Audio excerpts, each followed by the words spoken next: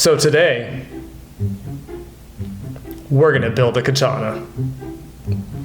So as you saw, we had some material arrive. The first is a 1/4 inch thick piece of 1095 from Maritime Knife Supply, 4 inch by 4 foot long, and it's got a bit of a bow, so I'll try and figure that out as I go along. And we got an 1/8 inch and 1/4 inch thick piece of brass from AZ Metals. So those are the two main materials I'm going to be using on the build. Now I've never built a katana. Being a prop maker for the past 12 or 13 years, there's a lot that comes to mind that I would love to build. But I think I'm going to go ahead and do it with my own twist. So let's go get going on designing a katana.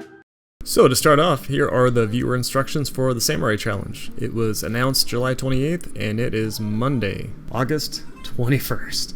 So I'm just a little bit behind. But, like last time, it does say include the text Samurai Challenge in the final picture of the build.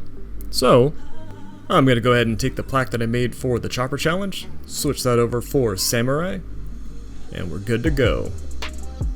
And here in CAD, I've got some references pulled up. I definitely like referring back to past builds just so I know, proportions are correct and what size has worked for me in the past. Now, I really like the look of a straight-bladed katana and an hourglass-shaped tsuka. And from there, I just did my own style of Suba, Seppa, and Habaki. Right here, I've got the front-on view of the two of them stacked upon each other. Next to those are those with the grinds, and to the right of those are without the grinds. And here we are, without any grinds, whole centers called out, and ready to print. But first, I hop on over to Photoshop, and as usual, I like to do a mock-up before I go out there and start cutting material, start grinding material, just to see if there's anything I need to change or alter, or, if I play around a little bit, something might be a little more visually appealing, kind of like that big grind I added to the back of the blade. Even mock up a little bit underneath the handle, just trying out different colors. But essentially, this is what I landed on, so this is going to be my blueprint or reference point for my build from this point on. And print. Oh, yeah.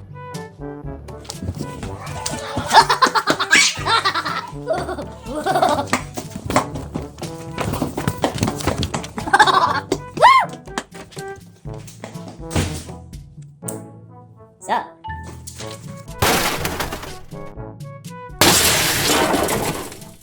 And with the parts cut out, here we are. Now, first up, we're going to do the blade. I'm going to take this Sharpie, I'm going to trace around the whole profile, and cut that out, and get that good to go. After that, I can take the super glue and glue all the brass parts down. Then take the center punch, and center punch all the holes, and get ready to ream them out. I also made 2 more of these little parts out of the thinner material. We'll see that later, but for now, let's go ahead and cut this blade out.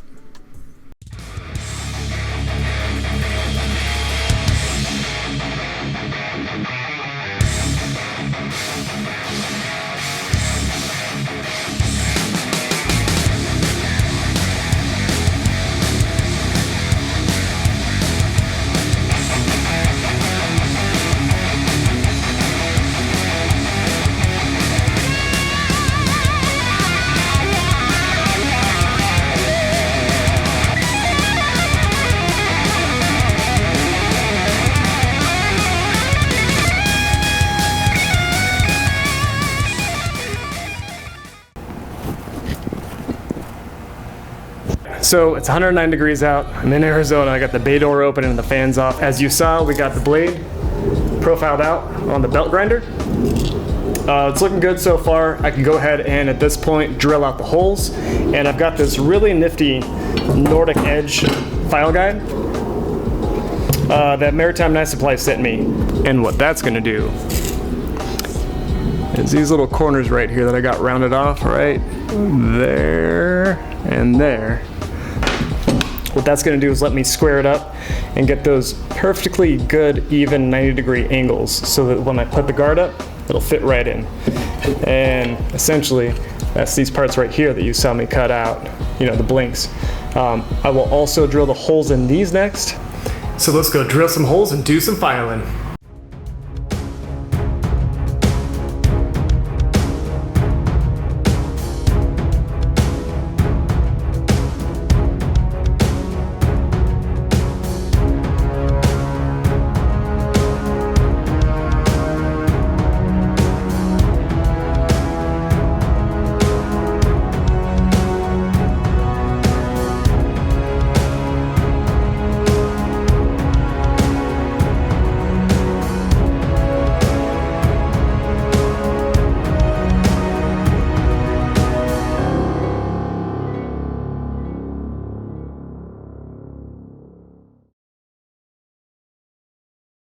And here we are. Went ahead and drilled out all the holes. 1/8 inch brass has enough room for the brass Corby's neck to fit through, and the 1/4 inch brass has just enough for the neck and the head to fit through. So it stops it and sticks out the other side. And as far as the Nordic Edge file guide, that thing is a champ for sure. Lifesaver, time saver. I mean, everything is squared up. The shoulders are perfectly 90 degrees, and I love it. Great job. Highly recommend snagging one of those up for sure. Now, one of the brass, we're going to go ahead and angle grind basically all the straight edges to get the parts out. And then after that, I'm going to hop over to the belt sander, use some dribble tools, and profile them. So, let's go do that.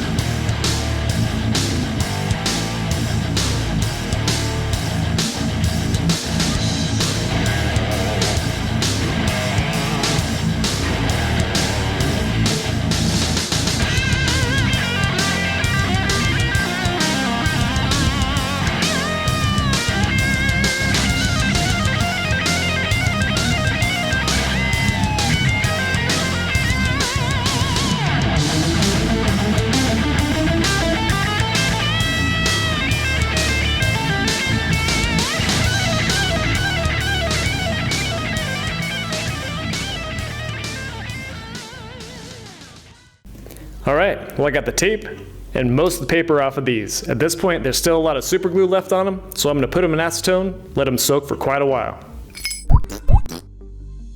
Now it's time to work on handle scales. If you remember in the Photoshop mock-up that I did, I had played around with the idea of them being green, and I'm thinking epoxy resin might be the way to go. Now 5 years ago, back in 2018, I tried making resin handle scales. Now the cleavers that I make, I have a large and a really big, and I snagged the handles off of each size. Now these handles are made from aluminum, and I had made a form out of foam board, glued the handles down, and made some really nice silicone molds. And these are the same molds from 5 years ago. And guess what? I only poured 2 sets of scales. And as you can see, the smaller set of handles looks kind of funky. And that's because I poured that set first. And after 2 weeks, guess what? That epoxy never set. So I had to scrape all the resin out of the mold, clean it the best that I could, and kind of set it to the side. But then I recalibrated, made sure my mixtures were right, and poured the larger set, which resulted in these. Ooh. Ooh. Ah. Ooh. Ah. Ooh. Now look, I was pretty stoked. After 24 hours, I poured these, and they were all ready to go. They were hardened, they weren't gooey like the first batch, and they looked pretty good. Now 2 things happened. 1, the coloring. The aluminum honeycomb looks awesome. The colored pigments in there look good too. But every time I look at these, it reminds me of Sully. I see you. Jake Sully. Not that one. Yep, that one. And the second thing that happened is I went to start machining these. I counterbored the holes, I started grinding the bevels, and it was almost like, not gummy, but kind of chewy. So at that point, I figured resin handles were not my forte. And I know what you're asking. Yo Tutster, if you failed so hard before, why retry on a competition? And wait, didn't we see you get some voodoo resin scales from Maritime Knife Supply in the intro to the video? Well, yeah. These are for a future project. Just like these are too.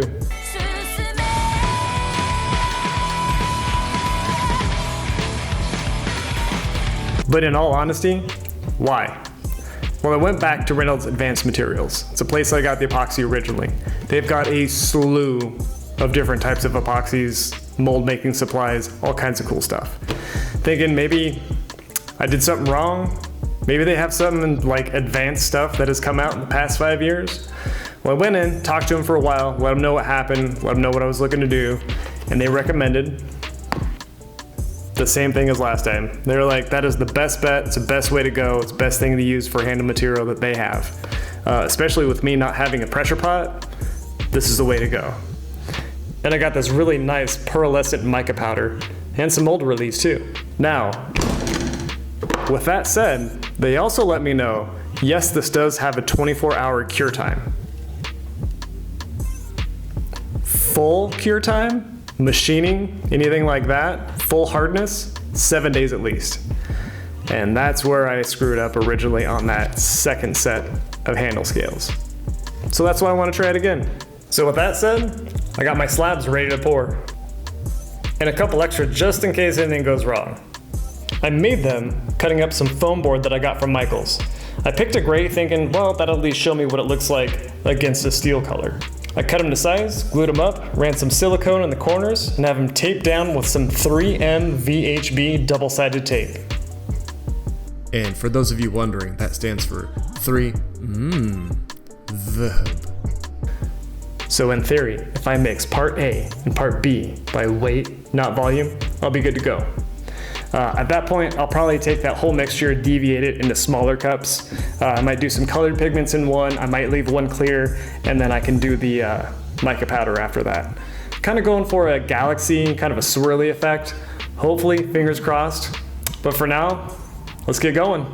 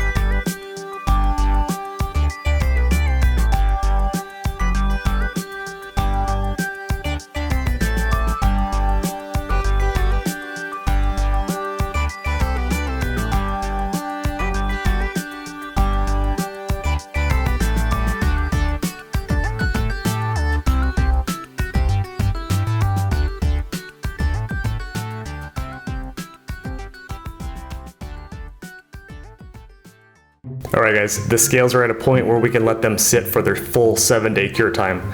They're looking great, exactly how I'm wanting them to be. Everything went great other than my first 2 cups, as you saw, like having cracks in them and spilling resin everywhere. But I'm gonna let all of that sit and chill, and then I'll pick up everything else around my area and prep for heat treating the blade. Now I'm gonna do that tonight. Right now it's a little over 100 degrees out, and by nightfall it should be low 90s, high 80s. So a little bit more tolerable, not that great, but it's Arizona, we can take what we can get. But for now, just gonna clean up, prep for heat treat, and we'll see you shortly. Hey guys, so I wanted to do a little update.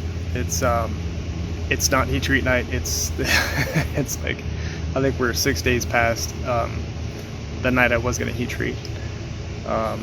Here in Arizona we get 120 degree summers, sometimes a little higher, sometimes a little lower, but usually around 120.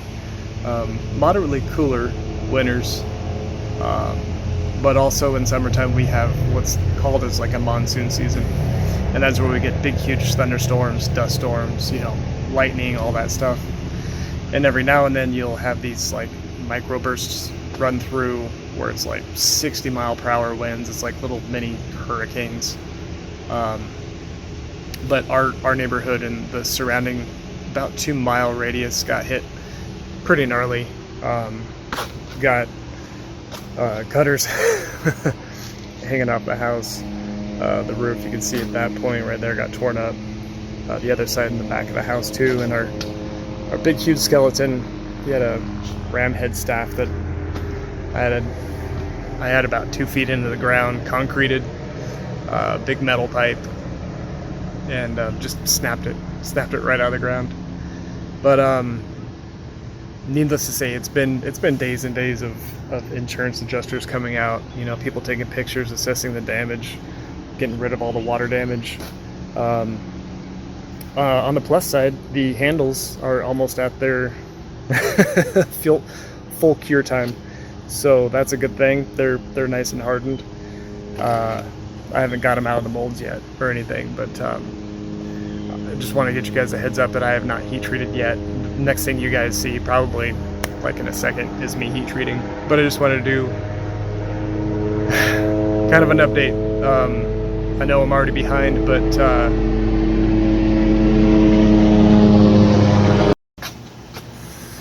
yeah, just wanted to keep you updated. So let's get to heat treat.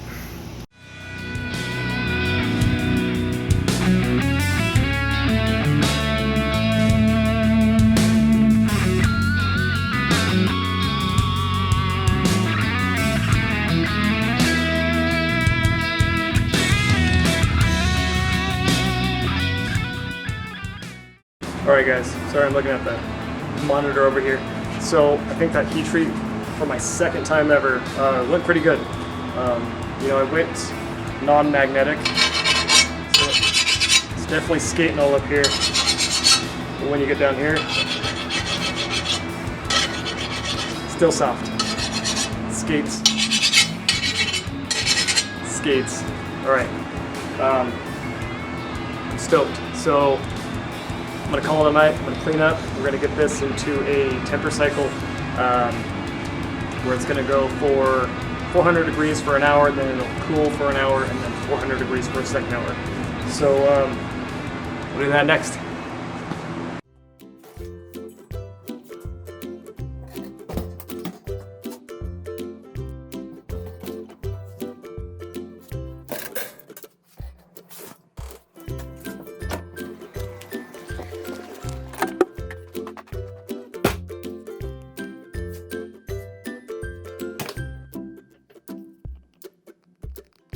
Alright guys, it's been a total of 11 days since I poured these scales. They are cured and good to go. Last night, heat treated, that came out awesome. I love how that went. And the next thing on the agenda is all the brass parts. I'm gonna go ahead and clean these up. Mainly on these two, I'm gonna get these slots opened up to be able to fit nice and snug on the blade itself. Now I know in every other video I've done to remove the scale, I have shown that I basically soak it in vinegar, leave it for a day, the next day you take it out of the vinegar and the mill scale wipes right off the blade. Just since I'm on such a time crunch at this point, I'm not going to videotape that. Essentially, it's just soaking the blade in vinegar and taking it out a day later. That's it. So without further ado, we're going to go ahead and hop on to getting these cleaned up and go from there.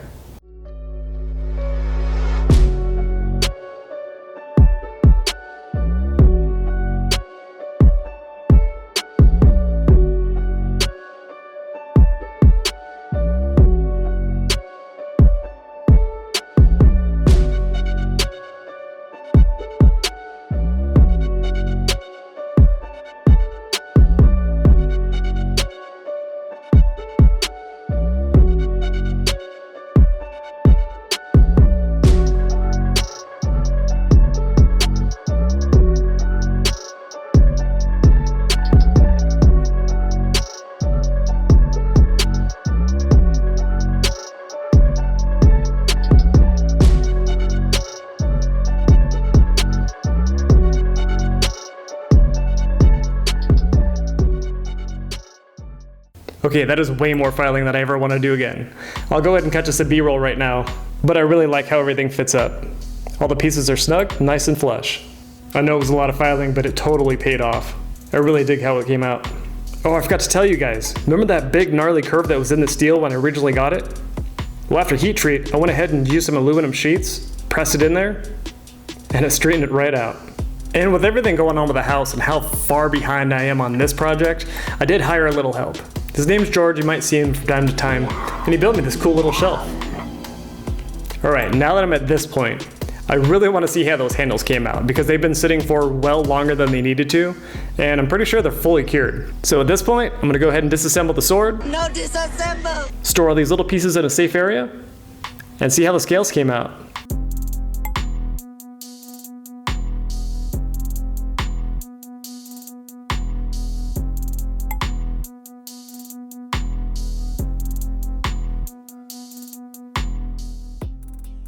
Alright guys, these came out so good. I mean, look at those swirls. That's so cool.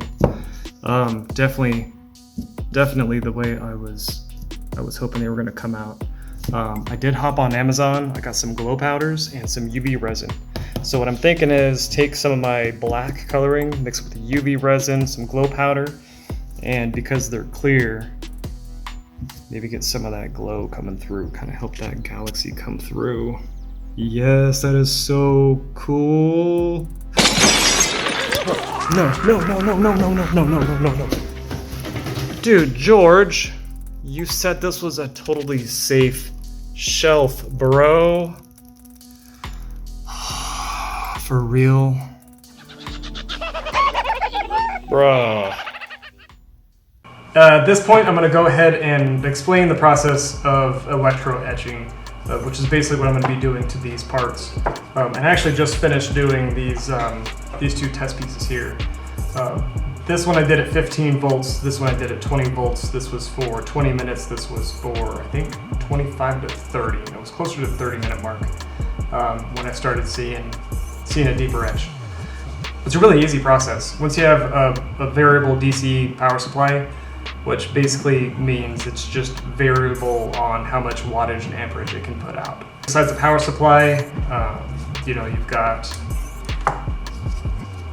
what I'm using right now is a stainless steel plate, which I hook up to the negative, and to the positive is what goes to the part. After that, you've got salt water. Basically, it's just water with a buttload of salt. I know there's different measurements that you can use. I do maybe like an inch of salt mixed with water and something about this size. When I did my last blade, the really big cleaver, it was submerged in a big tub of water with a ton of salt. And I think on that one I even went up to 30 volts to do that cleaver, which is probably what I'm going to do with the blade itself for the samurai sword. I just don't know if I have a tote large enough. But I'll figure that out. Essentially right now all I'm doing is etching away the metal. And that's what this process basically does, is you're corroding the metal to where it's etching away. And the purpose of the nail polish was basically to create a mask, which wherever the nail polish is, it will not eat away. It'll keep it looking in the same spot. You can run higher voltages. However, in the past when I've done it, your nail polish will start to burn off, which is why I have this little tub of water. At one point this had ice in it, but it basically melted because the parts get hot. I constantly keep dipping them in as I go so that the nail polish doesn't basically burn itself away. This does release pretty toxic gases. I definitely open the bay doors, turn the fans on, get the exhaust fans going as well, which it gets really loud. And obviously if this is a half-hour part, we're looking at 30, 30, 30, 30, 30, 30. So we're looking at 3 hours, and that's a lot of time I really don't want to edit, and a lot of time you guys probably don't want to watch me sitting here going over and over and over. So cutting it short, that's essentially all it is. I'm going to get to it now, and I'll get it to the spot where I basically acetone off the nail polish, and you can see the actual finish, because that's really the only part that matters. So without further ado, I'm going to go ahead and cut the video here, and we'll see you here in a sec when these are all done.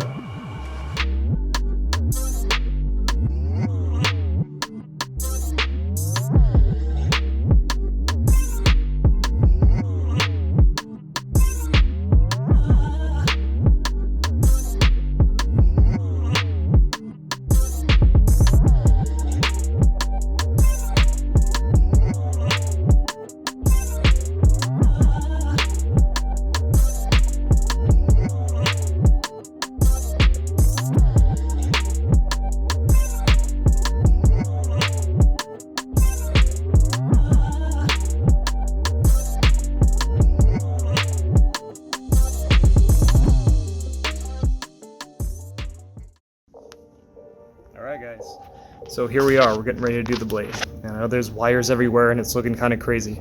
But this is essentially the same setup that we had going on with the brass, just on a larger scale and submerging instead of using something that's been saturated. We still have the DC power supply hooked up. We've got positive right here to the part. I've got these eyelets right under here that connect down and touch the blade on two separate sides. So positive, negative goes out to our sacrificial pieces.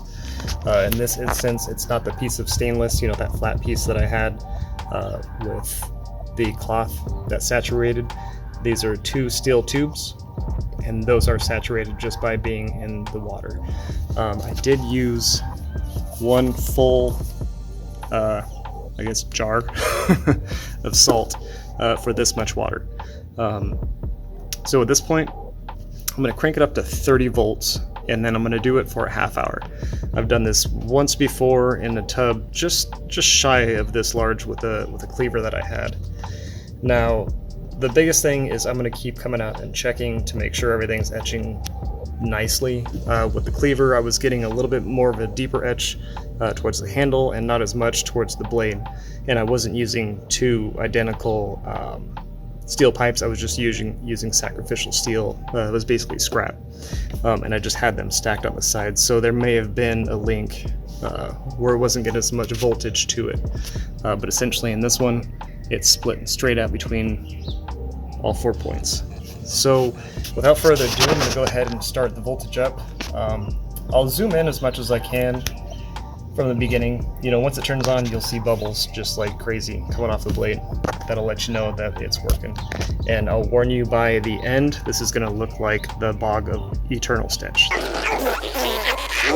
Like, it's going to look pretty gnarly. But I guess without further ado, here we go.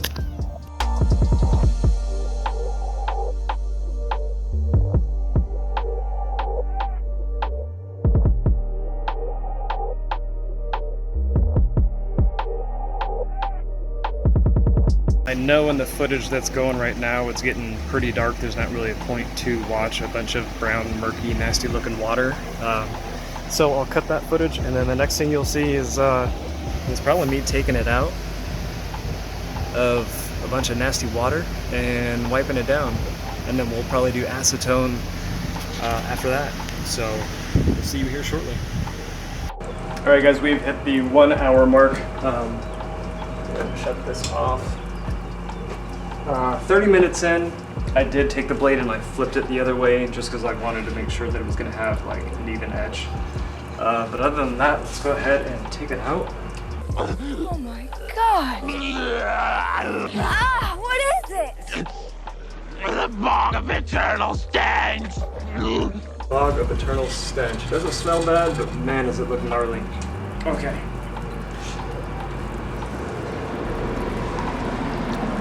Oh yeah, that's looking good. Alright, I'm going to go ahead and call that good. I'm going to clean up this this gnarly mess, and then I'll go ahead and hop inside, set everything up, and we will acetone off the nail polish to see how good of an etch we got. Man, that came out looking awesome. Alright guys, we'll see you in a sec.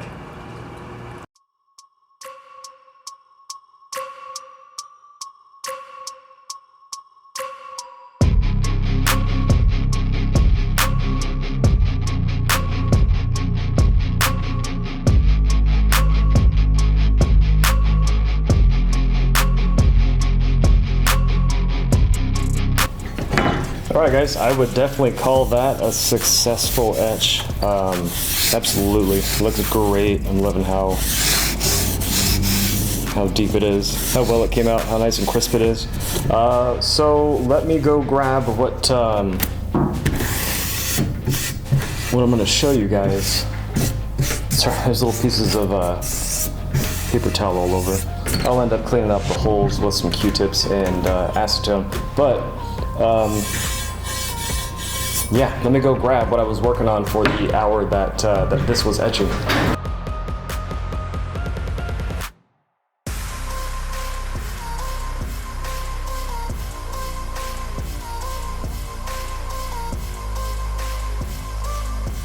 So let's start with the brass, then we'll work to the handles, and then we'll head to the blade and go from there.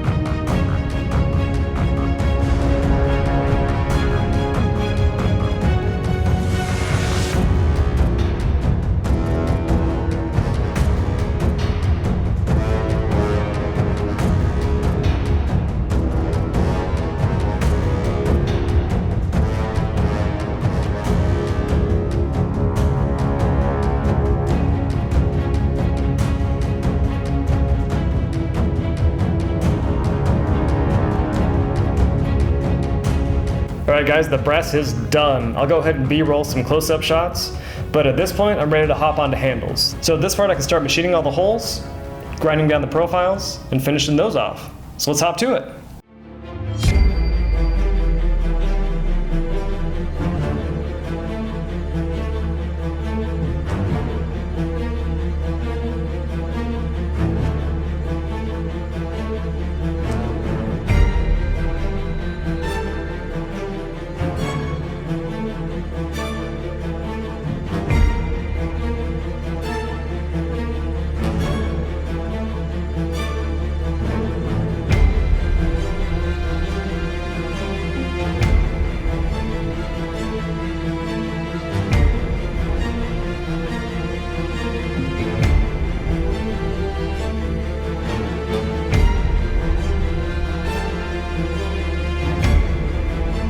Alright guys, with the handles all machined, profiled, and attached to the sword, it's really coming together. Now I'm going to hop onto the belt sander and grind the blade itself.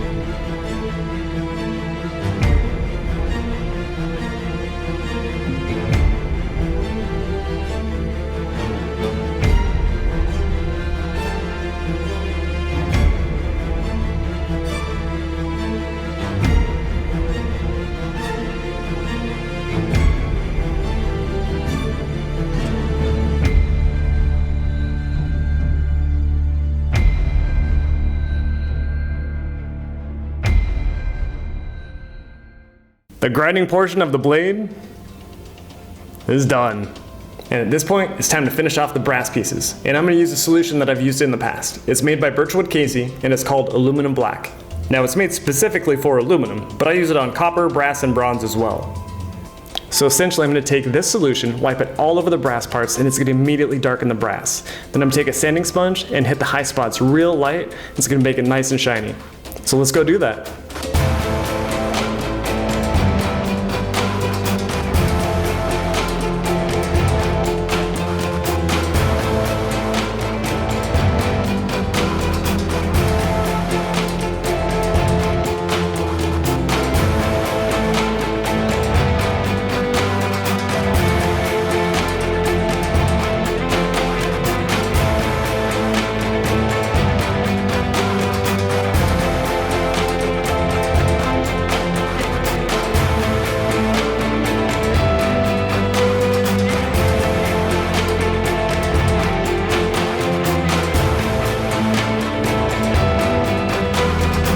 Okay, now that the brass is done, I have everything on the katana assembled and ready to go. There's only one thing left until this katana is complete, and that's leather. Not just a handle wrap, but a sheath as well. But without further ado, let's hop to it. So if you remember, this is the original design that I had drawn up in CAD for the handles. And in the original mock-up, I rendered it as black leather. So this is what I came up for a design for the sheath, and here's everything in Adobe Illustrator. At this point I separate all the parts out so that I can load it in the Glowforge and cut it out of each material. There's little accent pieces where I did a Japanese wave design, the leather handle wraps, and also some clear acrylic pieces. Now to save on time, I'll go ahead and skip all the Glowforge cutting and leather staining and show you the final pieces. And now we can get on to the actual stitching.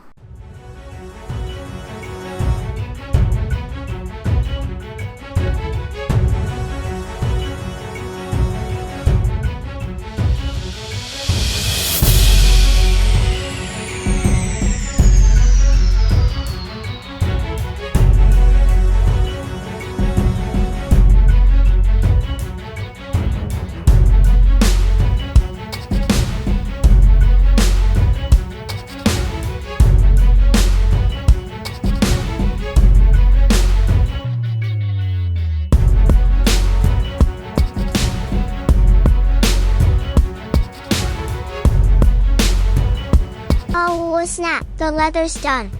And just in time. It's Tuesday evening right now. My submission is due Thursday. I still have to take pictures and video for the Glamour Shots, plus edit all the footage I have for this video. But I am so glad the swords are done. What did you say? Oh yeah, you heard right. I said swords. I mean, that big hunk of steel that I got at the beginning of the video, that wasn't just for one sword.